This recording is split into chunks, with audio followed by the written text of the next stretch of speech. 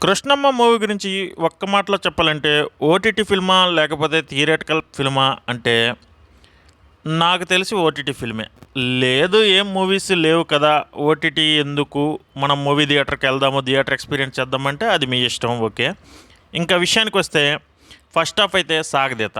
మామూలు సాగదీత కాదు, గట్టి సాగదీత. సీరియల్ సాగదీత. సీరియల్ కన్నా ఇంకొంచెం సాగదీత. ఇద్దరు హీరోయిన్స్ ఉంటారు. ఎందుకుంటారో కూడా తెలీదు. అసలు వాళ్ళు ఎందుకున్నారో కూడా మనకు అర్థం కాదు. సత్యదేవ్ చాలా అంటే చాలా బాగా చేశాడు. సెకండ్ హాఫ్ విషయానికొస్తే ఇక్కడే అసలు కథ అంతా మలుపు తిరిగేది. చాలా బాగుందనే చెప్పాలి. ఒక కమర్షియల్ సినిమాని ఎలా తీయాలో అలాగే తీశారనే చెప్పాలి సెకండ్ హాఫ్‌నైతే. ఖచ్చితంగా సెకండ్ హాఫ్ మనల్ని అయితే ఇంప్రెస్ చేస్తది. యాక్షన్ ఎపిసోడ్స్ కూడా చాలా బాగున్నాయి. సత్యదేవ్‌తో పాటు లక్ష్మణ్ మెస్సాలా కూడా చాలా బాగా చేశారు. సో, ఈ మూవీ గురించి ఇంకేం లేదు చెప్పుకోవటానికి.